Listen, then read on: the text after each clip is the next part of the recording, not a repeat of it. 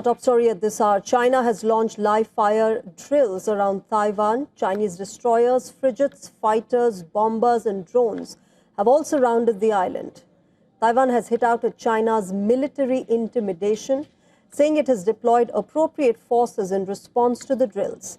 Now, these drills, called Justice Mission 2025, will take place across 5 zones in water and airspace near the island. The Chinese Army, Navy, Air Force and Rocket Force troops have all been sent to Taiwan Strait and areas to the north, southwest, southeast and east of Taiwan Island. A spokesperson for the Chinese Army's Eastern Theater Command said the exercise was a warning to independence forces and against external interference. Now, this latest show of force follows a bumper round of arms sales to Taipei by the United States.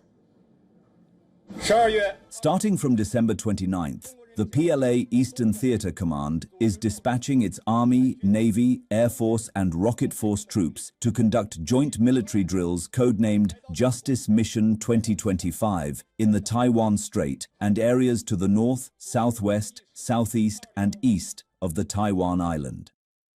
Meanwhile, Chinese state broadcaster reported that the exercise would simulate a blockade of Taiwan's key ports. These ports include Keelung in the north and Kaohsiung in the south. The drills also focus on sea-air combat readiness patrol, as well as all-dimensional deterrence outside the island chain. Reacting to the latest drills announcement, Taiwan's military said it had established a response center, deployed appropriate forces, and carried out a rapid response exercise.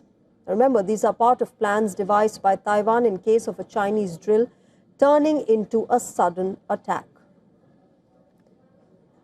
Now, if China launches a sudden attack, all units will implement distributed control without waiting for orders and carry out combat missions under decentralized operational guidance. China's military last held large-scale drills involving live firing around Taiwan in April. Beijing claims Taiwan is part of its sovereign territory and has not ruled out seizing it through military action. In fact, a recent Pentagon report had warned that China has sped up its timeline for securing Taiwan. The report said that China expects to be able to fight and win a war on Taiwan by the end of 2027. The draft report added that Beijing is refining its military options to take the territory by brute force.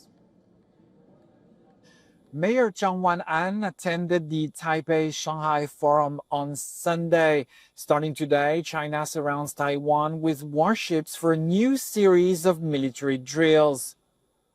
This looks like a contradiction, but it's actually Beijing's strategy working exactly as designed, according to the mayor. China wants dialogue, but only with those who will accommodate its views on Taiwan's status. And it wants military dominance to ensure dialogues happens on its terms. Both things are true simultaneously. In response, Taiwan's government says military strength prevents escalation. Taiwan's opposition says engagement does. That's Taiwan's paradox. China's drill prove both sides right and both sides wrong. China has never compromised on its long-term strategy to unify with Taiwan despite talks or U.S. arms sales. Taiwan now lives in a state of permanent tension between talking and preparing for war. There is no way out without both dialogue and defense, but coordinating both not impossible. In the meantime, managing contradictions has become the only viable strategy. This is Dimitri Boyas in Taipei for TVBS World Taiwan.